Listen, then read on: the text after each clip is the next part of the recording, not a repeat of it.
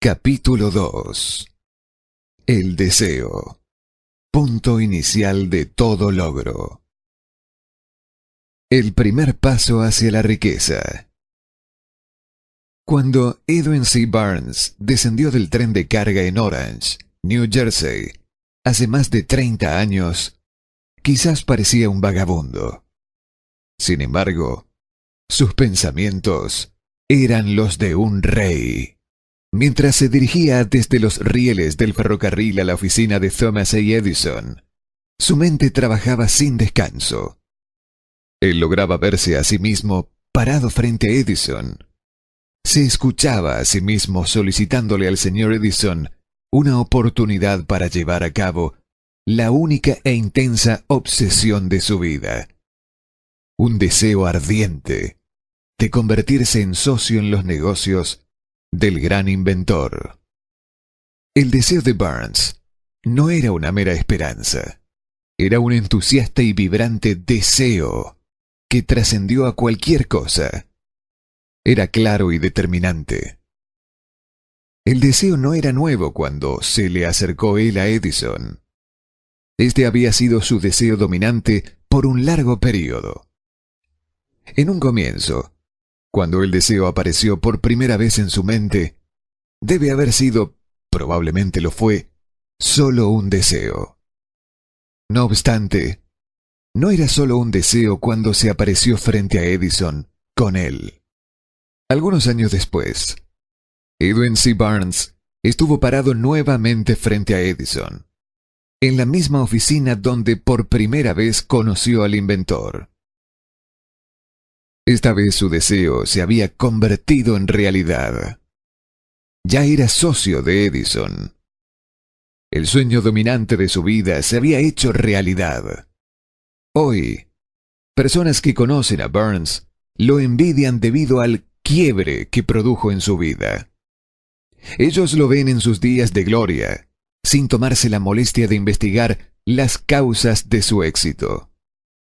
Burns tuvo éxito porque eligió un objetivo claro. Puso toda su energía, todo el poder de su voluntad y toda su energía en pos de dicho objetivo. No se convirtió en socio de Edison el día en que llegó. Se contentó con partir en el más humilde trabajo, en la medida en que éste le proveyese la oportunidad de tomar inclusive un solo paso hacia su anhelado fin. Pasaron 5 años antes de que la ocasión que estaba buscando hiciera su aparición. A lo largo de dichos años, no hubo ni siquiera un rayo de esperanza. Ni una sola promesa de lograr su deseo se le había presentado. Para cualquiera, excepto para él, parecía solamente otro rodamiento en la rueda de los negocios de Edison. Pero, en su propia mente, él era el socio de Edison en todo momento, desde el primer día en que fue a trabajar ahí por primera vez. Es una ejemplificación notable del poder de un deseo claro. Burns logró su meta porque anhelaba ser socio del señor Edison más que cualquier otra cosa. Creó un plan con el cual lograr dicho propósito. Y muy importante, quemó todos los puentes tras él. Mantuvo su deseo hasta que se convirtió en la obsesión dominante en su vida y posteriormente un hecho. Cuando fue a Orange, no se dijo a sí mismo: voy a tratar de convencer a Edison para que me dé algún tipo de trabajo, el que sea. Él dijo: veré a Edison y le avisaré que he venido a ser su socio. Él no dijo: voy a trabajar ahí por unos pocos meses y si es que no tengo estímulos, renunciaré y buscaré un empleo en otro lado. Él dijo: partiré donde sea. Haré lo que Edison me diga y antes de que me dé cuenta, me convertiré en su socio. Él no dijo: voy a mantener mis ojos abiertos a otra oportunidad, en caso de que falle en obtener lo que quiero en la empresa de Edison. Él dijo: Hay tan solo una cosa en este mundo que estoy determinado a obtener, y es una asociación con Thomas A. Edison. Voy a quemar todos los puentes tras de mí y arriesgar todo mi futuro en mi capacidad para alcanzar lo que busco. Él no dejó posibilidad alguna para retroceder.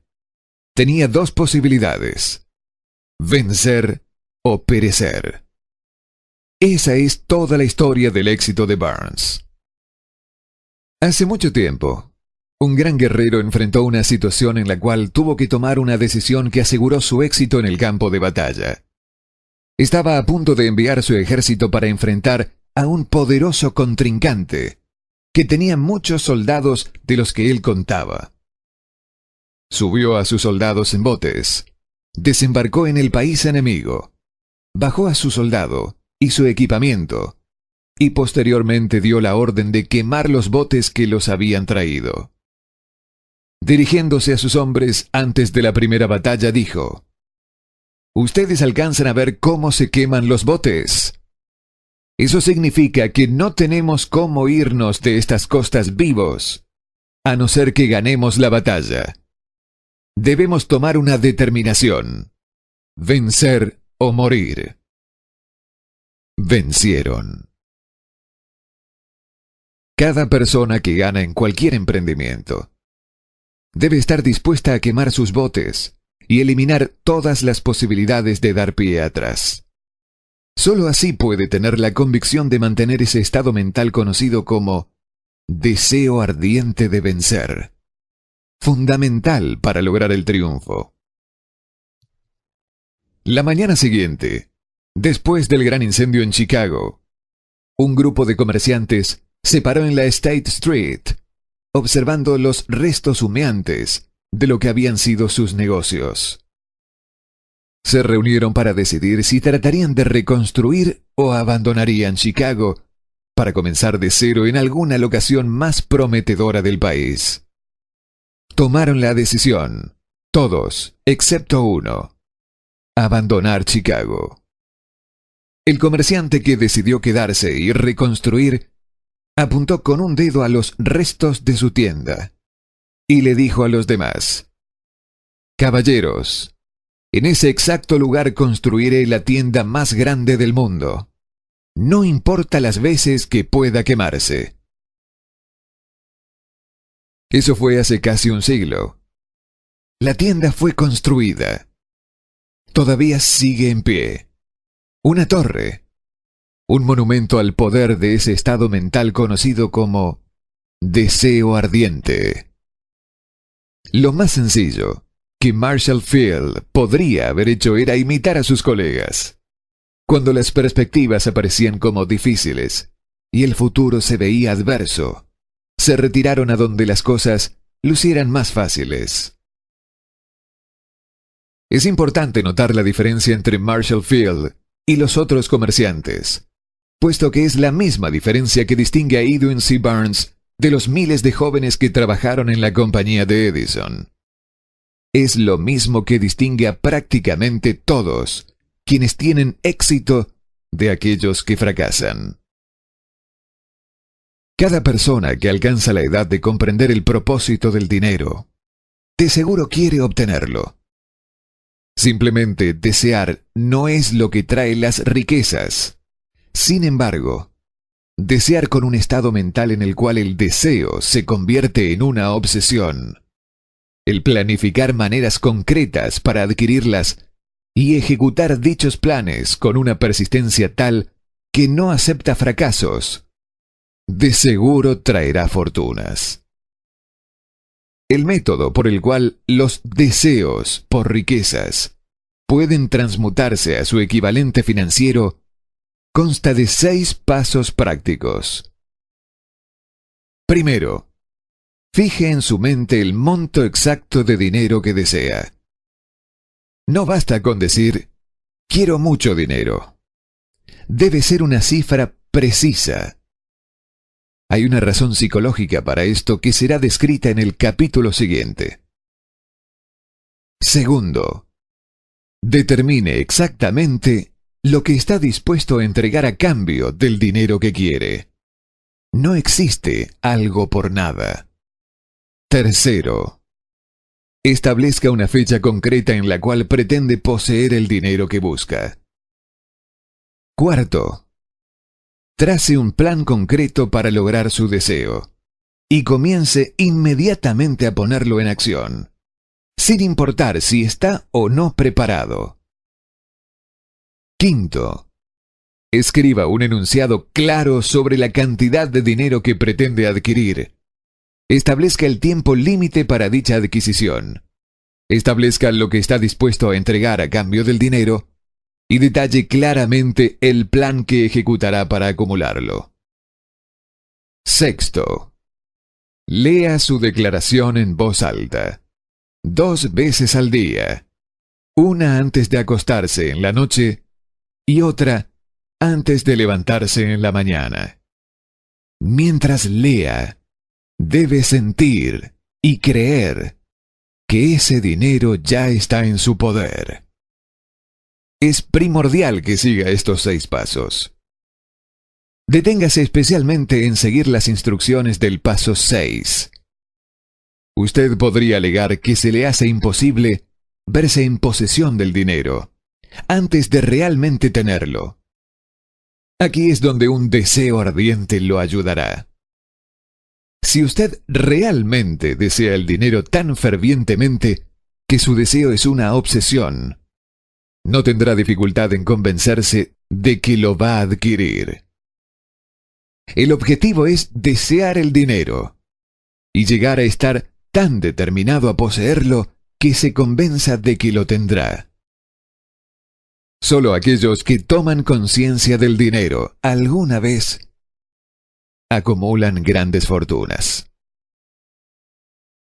El tomar conciencia del dinero quiere decir que la mente se ha saturado completamente con el deseo por el dinero, de modo que uno puede verse a sí mismo poseyéndolo.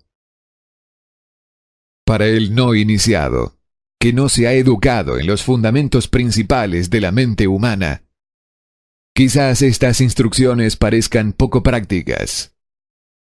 Para quienes no consigan reconocer la validez de estos 6 puntos, puede ser útil saber que la información que difunden fue revelada por Andrew Carnegie, quien empezó como un obrero común en una siderúrgica, pero se las arregló, pese a sus humildes comienzos, para que estos principios le rindieran una fortuna de más de $100 millones. Como ayuda adicional, quizá le sirva saber que los 6 puntos recomendados aquí fueron detenidamente analizados por el fallecido Thomas A. Edison, quien puso su sello de aprobación en ellos, por ser esenciales no solo para la acumulación de dinero, sino para la obtención de cualquier meta. Estos pasos no implican un trabajo duro, tampoco sacrificio. No exigen que uno se vuelva ridículo ni crédulo. Su aplicación no requiere de mucha escolaridad. Sin embargo, el éxito en la aplicación de estos 6 pasos necesita de la imaginación suficiente que permita ver y comprender que la acumulación de dinero no puede ser dejada al azar. Uno no debe tomar conciencia de que todos quienes han acumulado grandes fortunas primero tuvieron una cierta medida de sueños, anhelos, deseos y planificación antes de que pudiesen adquirirla. A estas alturas, usted deberá saber que nunca tendrá riquezas en grandes cantidades a menos que pueda llegar a ser la viva expresión del deseo quemante por el dinero, y que realmente crea que lo poseerá. Usted podría saber, además, que todo gran líder, desde el comienzo de la civilización hasta el presente, ha sido un soñador. Por ejemplo, el cristianismo es un gran poder en el mundo actual, puesto que su fundador tuvo un deseo tan fuerte que lo pudo transmutar en su forma física. Si usted no puede ver riquezas en su imaginación, jamás podrá verlas en su balance bancario. Nunca, en toda la historia de América, ha habido una oportunidad tan grande para los soñadores prácticos como ahora. El colapso económico de 6 años ha reducido a todos los hombres substancialmente al mismo nivel. Está a punto de nacer una nueva raza. Las apuestas representan enormes fortunas que se acumularán dentro de los próximos 10 años. Las reglas de la raza han cambiado, debido a que ahora vivimos en un mundo cambiante, que definitivamente favorece a las masas. Aquellos que han tenido poca o ninguna oportunidad para ganar bajo las condiciones existentes durante la depresión, cuando el miedo paralizó el progreso y el crecimiento. A nosotros, que nos encontramos en esta carrera por la obtención de riquezas, debería motivarnos el hecho de que este cambiado mundo en el cual vivimos demanda nuevas ideas, nuevas maneras de hacer las cosas, nuevos liderazgos, nuevos inventos, nuevos métodos para enseñar, nuevos métodos de mercadeo, nuevos libros, nueva literatura, nuevos programas de radio, nuevas ideas para películas. Tras toda esta demanda de nuevas y mejores cosas, existe una cualidad que se debe poseer para triunfar y esta es la certeza del propósito. El conocimiento de lo que uno quiere y el deseo ardiente de poseerlo. La depresión financiera marcó la muerte de una era y el nacimiento de otra. Este mundo cambiante necesita soñadores prácticos que pongan sus sueños en acción. Los soñadores prácticos siempre han sido y siempre serán los modeladores de la civilización. Los que deseamos acumular riqueza debemos recordar que los verdaderos líderes del mundo han sido siempre hombres que han sabido dominar, para su uso práctico, las fuerzas invisibles e intangibles de la oportunidad que está por surgir, y han convertido esas fuerzas o impulsos de pensamiento en rascacielos, fábricas, aviones, automóviles y toda forma de recursos que hacen la vida más llevadera. La tolerancia y una mente abierta son necesidades prácticas de un soñador en estos días.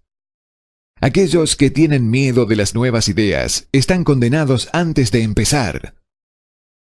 Nunca ha existido un momento más propicio para los emprendedores que el presente. La verdad, no hay un salvaje oeste que debe ser conquistado, como en los días de la carreta cubierta. Sin embargo, hay un mundo de negocios, financiero e industrial para ser remodelado y redirigido para nuevos y mejores caminos. Al planear la obtención de su porción de riqueza, no se deje influenciar por quienes menosprecian sus sueños. Para lograr grandes ganancias en este mundo cambiante, uno debe captar el espíritu de los grandes pioneros de antaño, cuyos sueños le han dado a la civilización todo lo que tiene de provechoso. El espíritu que infunde energía en nuestro propio país, en las oportunidades de usted y en las mías, para alimentar y vender nuestro talento. No olvidemos que Colón soñó con un mundo desconocido. Apostó su vida en la existencia de ese mundo y lo descubrió. Copérnico, el gran astrónomo, soñó con una multiplicidad de mundos y los reveló. Nadie lo denunció como poco práctico después que había triunfado. En lugar de esto, el mundo lo veneró, probando así que una vez más, el éxito no requiere de disculpas, permisos por fracaso, ni coartadas. Si lo que usted quiere hacer está bien, y usted cree en ello, adelante, hágalo.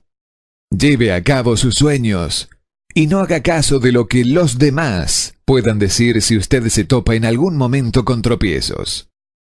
Tal vez los demás no sepan que cada fracaso lleva consigo la semilla de un éxito equivalente.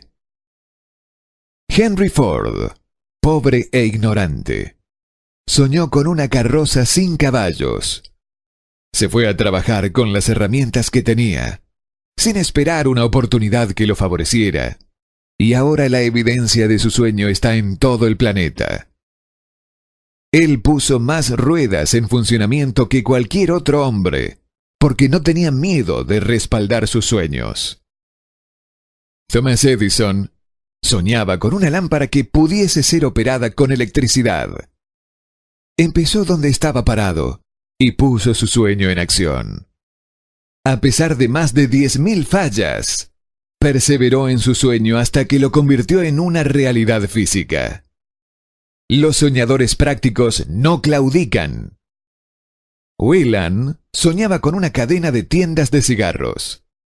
Transformó su sueño en acción, y ahora las United Cigar Stores ocupan algunas de las mejores locaciones de las ciudades estadounidenses.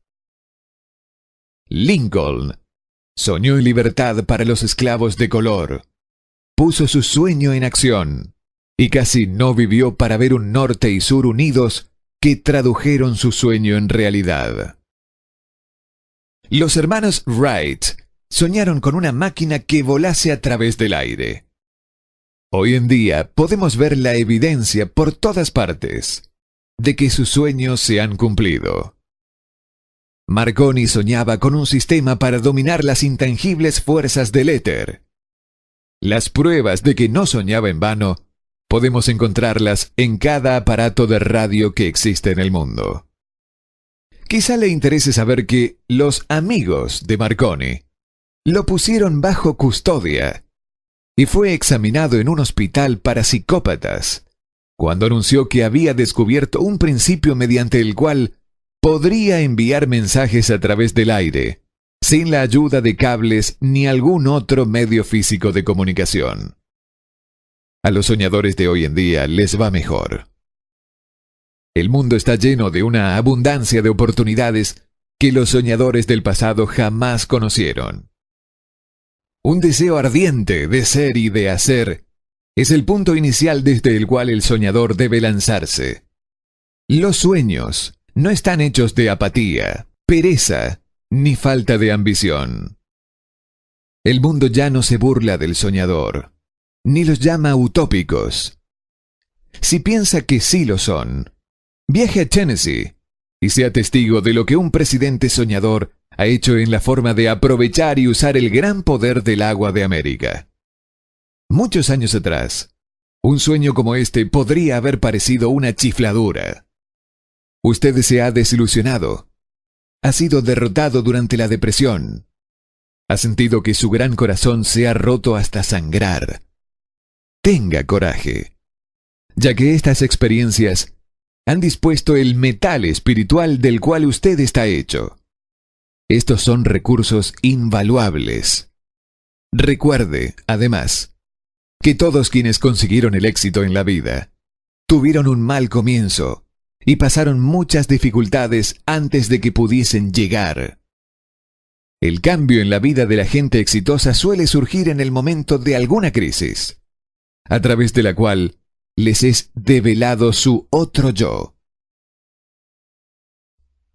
John Bynon escribió Pilgrim's Progress, que se cuenta entre lo mejor de la literatura inglesa, después de haber estado confinado en prisión y haber sido fuertemente castigado a causa de sus ideas sobre la religión. D. Henry descubrió el genio que dormía en su interior después de haber conocido terribles infortunios y estar encarcelado en Columbus, Ohio. Forzado, a través de la desgracia, a conocer a su otro yo y a usar su imaginación, descubrió que era un gran autor en vez de un criminal indigno. Los caminos de vida son extraños y variados, y extrañas también son las formas de infinita inteligencia, a través de las cuales Los hombres son algunas veces forzados a pasar por todo tipo de puniciones antes de descubrir sus propios cerebros y su propia capacidad para crear ideas útiles a través de la imaginación. Edison, el mayor inventor y científico del mundo, fue un operador de telégrafo vago. Él falló innumerables veces antes que fue impulsado, posteriormente, hacia el descubrimiento del genio que dormía dentro de su cerebro. Charles Dickens empezó pegando etiquetas en latas de betún. La tragedia de su primer amor penetró las profundidades de su alma, para convertirlo en uno de los más grandiosos autores del planeta. Esa tragedia produjo, primero, David Copperfield, y luego, una sucesión de obras que entregan un mundo mejor y más rico a todo el que lee sus libros. La desilusión por amor generalmente tiene el efecto de llevar al hombre a tomar y a la mujer a la ruina. Esto debido a que la mayoría de las personas nunca asimilaron el arte de transformar sus más fuertes emociones en sueños de naturaleza constructiva. Helen Keller se quedó sorda, muda y ciega después de nacer. Pese a su terrible adversidad, ha escrito su nombre con letras indelebles en las páginas de la historia de los grandes. La totalidad de su vida es una evidencia de que nadie está vencido hasta que la derrota es aceptada como una realidad. Robert Burns era un campesino analfabeto. Sufrió la maldición de la pobreza y creció para ser un borracho. El mundo fue mejor gracias a su vida, porque vistió de prendas hermosas sus pensamientos poéticos y, por tanto, arrancó un espino para plantar un rosal en su lugar.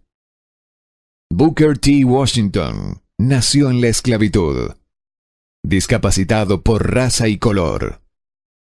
Debido a que él era tolerante, tenía una mente abierta en todo momento y era un soñador.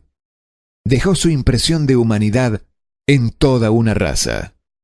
Beethoven era sordo y Milton ciego, pero sus nombres perdurarán en el tiempo, porque soñaron y tradujeron sus sueños en ideas constituidas.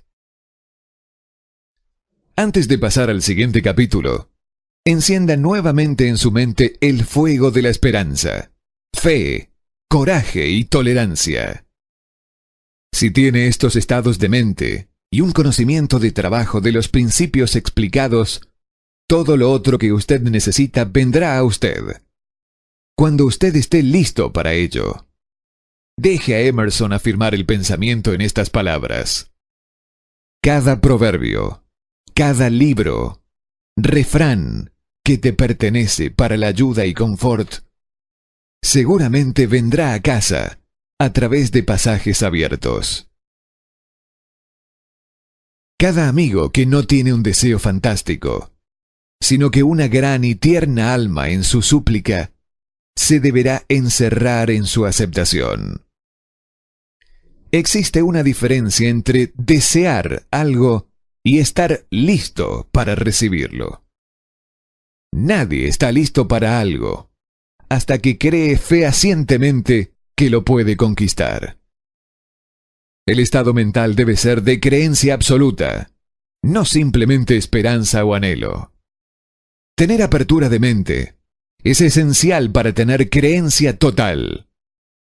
Las mentes cerradas no inspiran fe, ni coraje, ni creencia absoluta. Recuerde, no se requiere más esfuerzo para apuntar alto en la vida, para reclamar abundancia y prosperidad, del que hace falta para aceptar la miseria y la escasez. Un gran poeta ha expresado acertadamente esta verdad universal en unas pocas líneas. Negocié 1 centavo a la vida, y la vida no me dio más. Por mucho que le imploré a la noche, cuando contaba mis escasos bienes, porque la vida es un amo justo, que te da lo que le pides, pero cuando has fijado el precio, debes aguantar la faena. Trabajé por un salario de jornalero, solo para descubrir, perplejo, que cualquier paga que hubiera pedido a la vida, ésta me la hubiese pagado de buen grado. Como clímax adecuado de este capítulo, quiero introducir a una de las personas más excepcionales que he conocido. Lo vi por primera vez pocos minutos después de que hubiera nacido. Vino a este mundo sin ningún rastro físico de orejas. Y el médico admitió, cuando le pedí su opinión sobre el caso, que el niño sería sordo y mudo de por vida. Me opuse a la opinión del médico. Estaba en mi derecho. Yo era el padre del niño. Tomé una determinación y me formé una opinión, pero expresé esa opinión en silencio, en el fondo de mi corazón.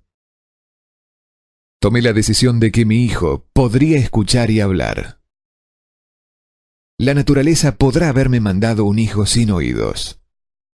Sin embargo, la naturaleza no puede inducirme a aceptar la realidad de esa amargura. En mi interior supe que mi hijo oiría y hablaría. ¿Cómo? Estaba cierto de que tenía que haber una manera, y sabía que la hallaría. Pensé en las palabras del inmortal Emerson. El curso de las cosas acontece para enseñarnos la fe. Solo necesitamos poner atención. Hay indicadores, claves, para cada uno de nosotros. Y si escuchamos con humildad, oiremos la palabra justa. La palabra justa, deseo.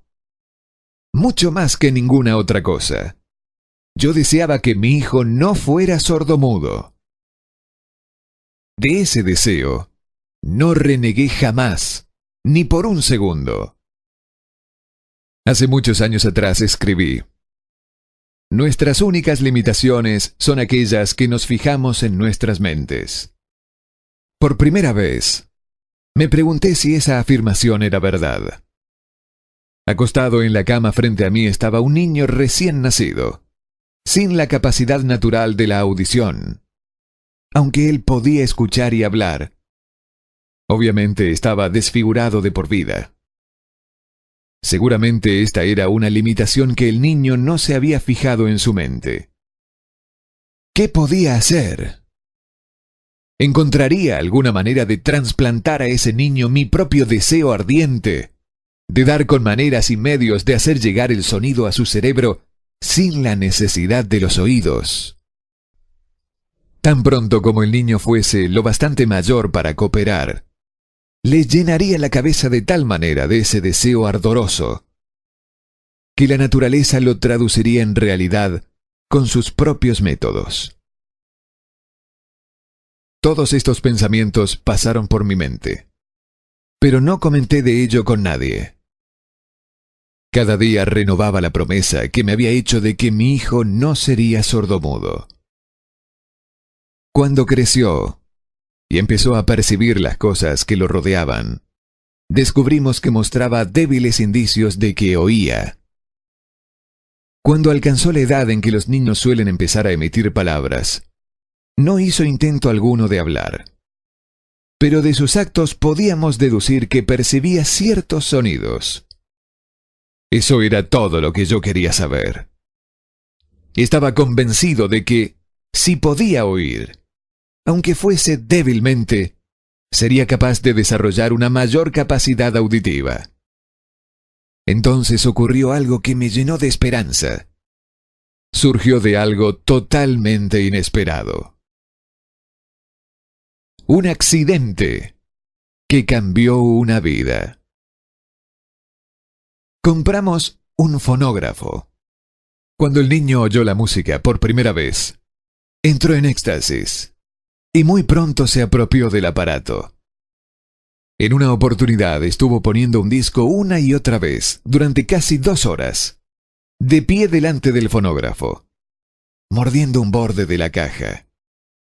La importancia de esa costumbre que adquirió no se nos hizo patente sino hasta años después, porque nunca habíamos oído hablar del principio de la conducción ósea del sonido. Poco después de que se apropiase del fonógrafo, me di cuenta de que podía oírme con claridad cuando le hablaba con los labios junto a su hueso mastoideo, en la base del cráneo. Estos descubrimientos me dieron los medios necesarios mediante los que comencé a traducir en realidad mi vehemente deseo de ayudar a mi hijo a desarrollar la audición y el habla. Para ese entonces, él estaba haciendo esfuerzos para decir ciertas palabras. La perspectiva estaba lejos de ser alentadora, pero el deseo respaldado por la fe no entiende lo que es la palabra imposible. Una vez que hube descubierto que podía oír perfectamente el sonido de mi voz, empecé prontamente a transferirle mi deseo de que oyese y hablase. Pronto, descubrí que el niño disfrutaba cuando yo le contaba cuentos antes de dormirse, de manera que me puse a trabajar para idear historias que estimularan su confianza en sí mismo, su imaginación y un agudo deseo de oír y de ser normal.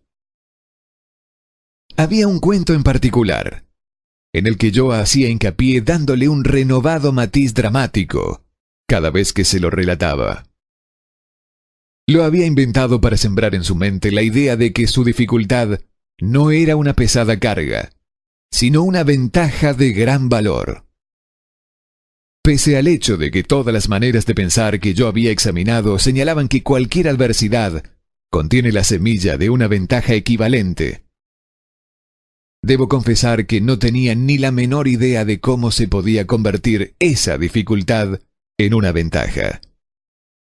Sin embargo, continué mi práctica de dedicarme a esa filosofía en historias para dormir, esperando que viniera el momento donde él encontrara un plan para que su discapacidad pudiera servir para algún propósito útil.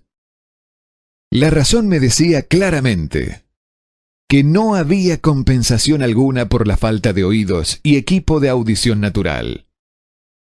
El deseo, respaldado por la fe, empujó a la razón hacia el lado y me inspiró a seguir adelante. Ganó un mundo nuevo con 6 centavos. Al analizar la experiencia retrospectivamente, puedo ver que su fe en mí tuvo mucho que ver con los extraordinarios resultados. Él no cuestionaba nada que yo le dijera. Le vendí la idea de que tenía una ventaja original sobre su hermano mayor, y que esa ventaja se reflejaría de muchas maneras. Por ejemplo, los maestros en la escuela se darían cuenta de que no tenía orejas, y por ese motivo le dedicarían una atención especial y lo tratarían con una amabilidad y una benevolencia asombrosas. Siempre lo hicieron. También le vendí la idea de que cuando fuese lo suficientemente mayor para vender periódicos, su hermano mayor era ya vendedor de periódicos, tendría una gran ventaja sobre éste, porque la gente le pagaría más por su mercancía, debido a que verían que era un niño brillante y emprendedor pese al hecho de carecer de orejas. Cuando tenía unos 7 años, mostró la primera prueba de que nuestro método de apoyo rendía sus frutos. Durante varios meses, imploró el privilegio de vender periódicos, pero su madre no le daba el consentimiento. Entonces, se ocupó por su cuenta del asunto. Una tarde, en que estaba en casa con los sirvientes, trepó por la ventana de la cocina, se deslizó hacia afuera y se estableció por su cuenta. Le pidió prestados 6 centavos al zapatero remendón del barrio. Los invirtió en periódicos. Los vendió. Reinvirtió el capital y repitió la operación hasta el anochecer. Después de hacer el balance de sus negocios y de devolverle a su banquero los 6 centavos que le había fiado, se encontró un beneficio de 42 centavos. Cuando volvimos a casa aquella noche, lo encontramos durmiendo en su cama, apretando el dinero en un puño. Su madre le abrió la mano, cogió las monedas y se puso a llorar. Me sorprendió. Llorar por la primera victoria de su hijo me pareció fuera de lugar. Mi reacción fue la inversa. Reí de buena gana, porque supe que mi empresa de inculcar en la mente de mi hijo una actitud de fe en sí mismo había rendido frutos. Su madre veía a un niño sordo que, en su primera aventura comercial, se había escapado a la calle y había puesto en peligro su vida para ganar dinero. Yo veía un hombrecito de negocios valiente, ambicioso y lleno de confianza en sí mismo, cuyo valor intrínseco se había incrementado en un 100%, al haber ido a negociar por su cuenta y haber ganado. La transacción me complació, porque había dado pruebas de una riqueza de recursos que lo acompañaría toda su vida. Más tarde, los eventos probaron que esto era cierto. Cuando su hermano mayor quería algo, él se acostaría en el piso, golpearía sus piernas en el aire, lloraría y, finalmente, lo obtendría. Cuando el pequeño niño sordo quería algo, planificaría una manera de ganarse el dinero, luego comprárselo para sí mismo. Hasta el día de hoy, todavía sigue este plan. En realidad, mi propio hijo me ha enseñado que las incapacidades pueden ser convertidas en escalones, en los que uno puede trepar para alcanzar una meta valiosa, a menos que sean aceptados como obstáculos y usados como coartadas. El niño sordo que oyó.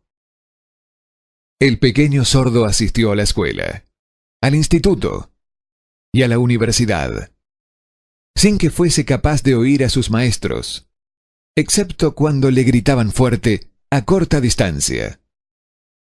No lo llevaron a una escuela para sordos. No le permitimos que aprendiese el lenguaje de los sordomudos.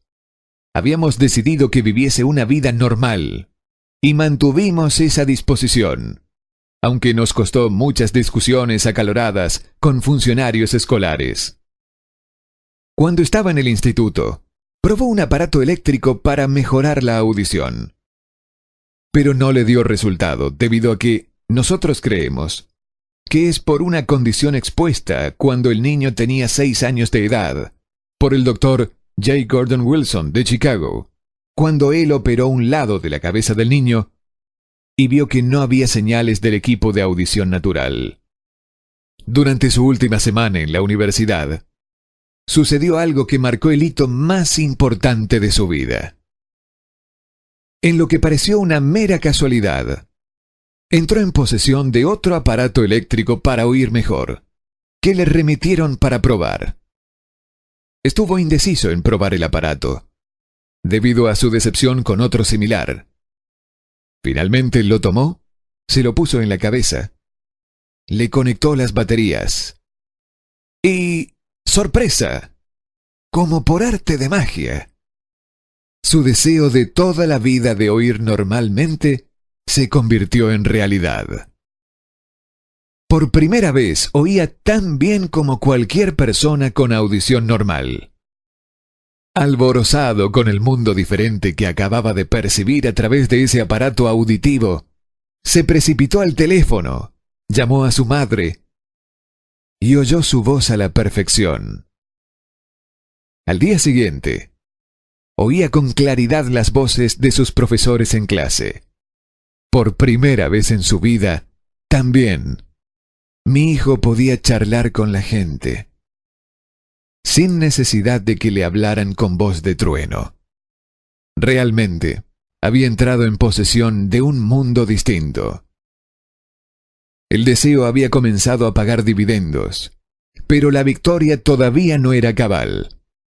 El muchacho tenía que encontrar todavía una manera definida y práctica de convertir su desventaja en una ventaja equivalente. Ideas que obran milagros. Sin apenas darse cuenta de la importancia de lo que acababa de obtener, pero extasiado con la satisfacción del descubrimiento de ese mundo de sonidos, escribió una entusiasta carta al fabricante del audífono, relatándole su experiencia. Algo en ella hizo que la compañía lo invitase a Nueva York. Cuando llegó, lo llevaron a conocer la fábrica, y mientras hablaba con el ingeniero jefe, contándole de su mundo recién descubierto, una corazonada, una idea o una inspiración, llámesela como se quiera, destelló en su cerebro. Era ese impulso del pensamiento que convertía su dificultad en una ventaja, destinada a pagar dividendos en dinero y en dicha por millares durante todo el tiempo venidero. El resumen y el núcleo de ese impulso de pensamiento era así. Se le ocurrió que él podría ser de gran ayuda para los millones de sordos que viven sin el beneficio de audífonos, si pudiera encontrar una manera de narrarles la historia de su descubrimiento del mundo. Durante un mes entero llevó a cabo una intensa investigación, durante la cual analizó todo el sistema de ventas del fabricante de audífonos e ideó formas y medios de comunicarse con los duros de oído de todo el mundo, resuelto a compartir con ellos su nuevo mundo recién descubierto. Una vez lo tuvo hecho, puso por escrito un plan bienal, basado en sus investigaciones. Cuando lo presentó a la compañía, al momento le dieron un puesto de trabajo para que llevara a cabo su ambición. Poco había soñado, cuando empezó a trabajar, que estaba destinado a llevar esperanza y aliento a millares de sordos que, sin su ayuda, se hubieran visto condenados para siempre a la sordera. Un poco después se asoció con el fabricante de su equipo de audición, quien me invitó a asistir a una clase conducida por su empresa, que tenía el propósito de enseñarle a sordomudos a escuchar y hablar.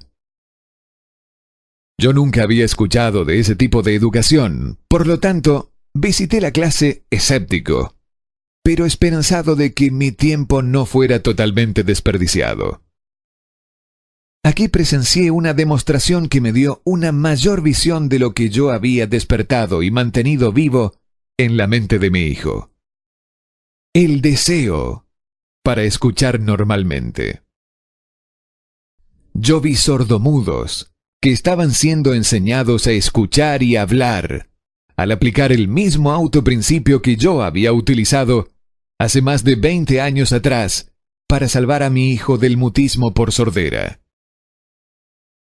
De este modo, a través de un raro giro en la rueda de la fortuna, mi hijo Blair y yo hemos estado destinados a ayudar a corregir el mutismo por sordera para aquellos que aún no han nacido, porque somos los únicos seres humanos que yo conozco que hemos establecido definitivamente el hecho de que el mutismo por sordera se puede corregir hasta el grado de restaurar la vida normal de aquellos que sufren de esta aflicción. Esto se ha hecho para uno, entonces podría ser hecho también para otros. No me cabe duda de que Blair hubiera sido sordomudo toda su vida si su madre y yo no nos las hubiésemos rebuscado para formar su mente como lo hicimos. El doctor que lo atendió al nacer nos dijo, confidencialmente, que podía ser que el niño nunca escuchará ni hablará. Hace unas pocas semanas atrás, el doctor Irving Burgess, un especialista renombrado en dichos casos, examinó a Blair muy detalladamente y quedó sorprendido cuando vio lo bien que ahora escuchaba y hablaba mi hijo. Dijo que su examen indicaba que, teóricamente, el niño no debería haber escuchado del todo, pero el chico sí escuchaba, a pesar del hecho que los rayos X mostraban que no había abertura en el cráneo, por las cuales sus oídos podían pasar al cerebro.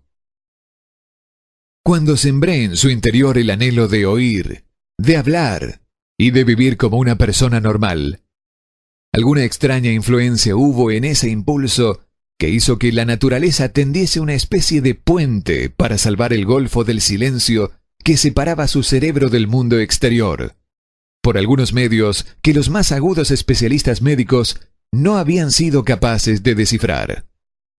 Sería un sacrilegio para mí hacer conjeturas de cómo la naturaleza había llevado a cabo este milagro.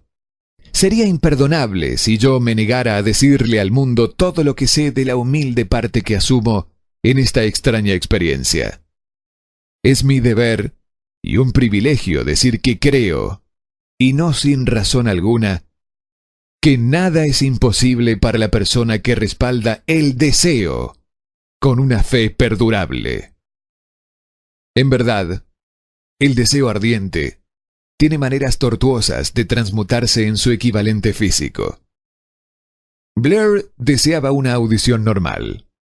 Ahora la tiene. Nació con una minusvalía que fácilmente hubiera desviado a alguien, con un deseo menos definido a la calle, con un puñado de lápices en una mano y una lata vacía en la otra. Esta incapacidad ahora promete servir como medio a través del cual él concederá un servicio útil a muchos millones que sufren complicaciones para escuchar, y también para darles un empleo útil con una compensación financiera adecuada para el resto de su vida.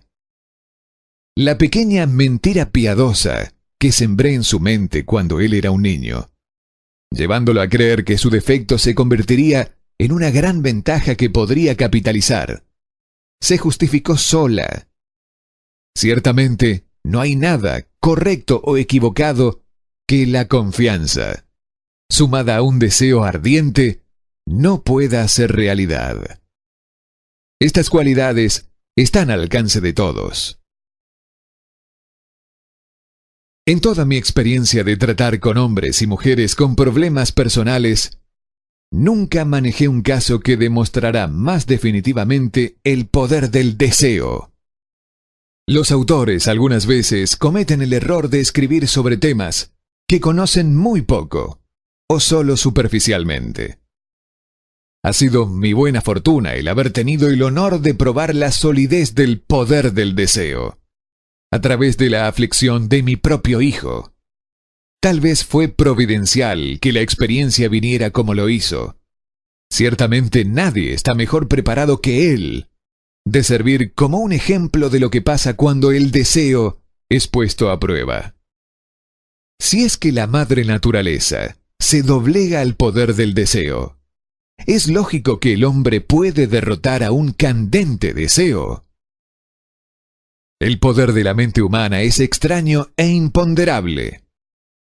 No entendemos el método por el cual usa cada circunstancia, cada persona, cada cosa física dentro de su alcance, como un medio de transformar el deseo en su contrapartida material. Tal vez la ciencia descubrirá este misterio. Yo le implanté en la mente de mi hijo el deseo de escuchar y hablar como cualquier persona normal. Este deseo ahora se volvió una realidad. Le implanté en su mente el deseo de convertir su mayor discapacidad en su mayor recurso. Ese deseo ha sido realizado. La forma de operar a través de la cual fue alcanzado este sorprendente resultado no es muy difícil de describir. Consistió en 3 hechos muy definitivos. Primero, yo mezclé la fe con el deseo de escuchar normalmente que le traspasé a mi hijo. Segundo, le comuniqué mi deseo a él en toda forma concebible que estaba disponible a través de esfuerzos persistentes y continuos durante varios años. Tercero, él creyó en mí. La química mental hace magia.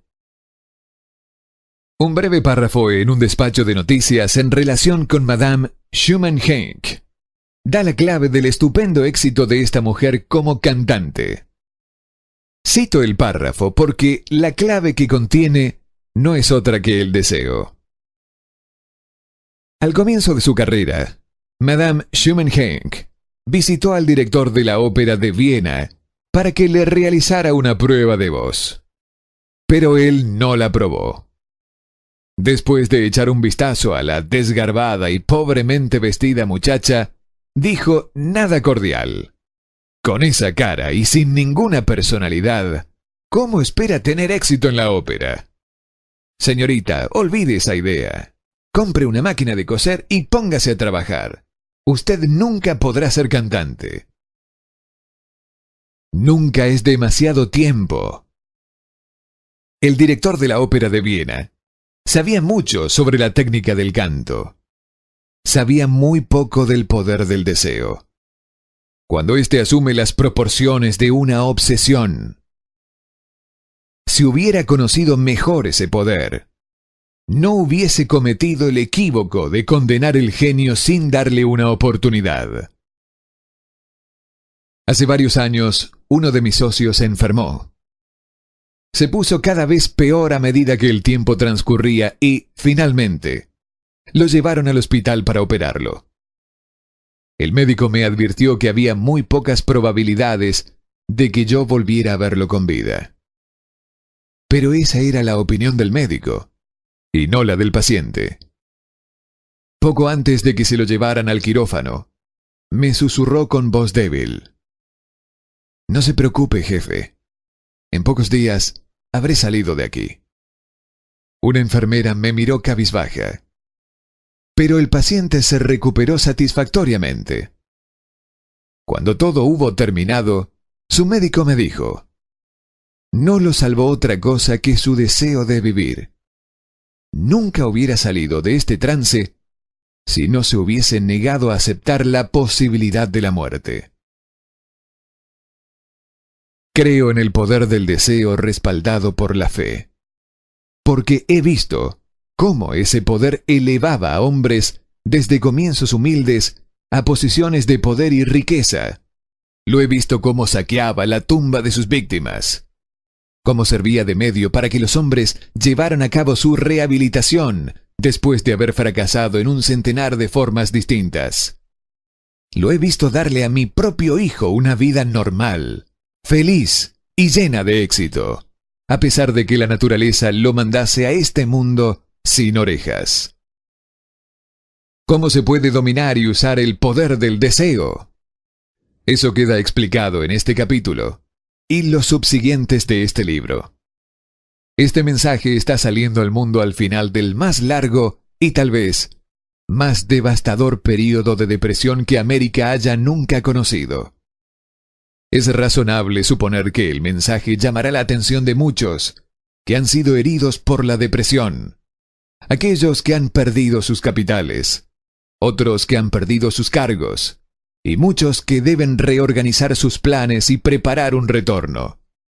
A todos ellos, quiero llevarles el pensamiento que todo logro, sin importar su naturaleza o propósito, debe comenzar con un intenso deseo vehemente por algo definitivo. Mediante algún extraño y poderoso principio de química mental que nunca ha divulgado, la naturaleza envuelve en el impulso del deseo ardiente ese algo que no reconoce la palabra imposible ni acepta el fracaso como factible. No hay limitaciones para la mente, excepto las que aceptamos. La pobreza y la riqueza son vástagos del pensamiento.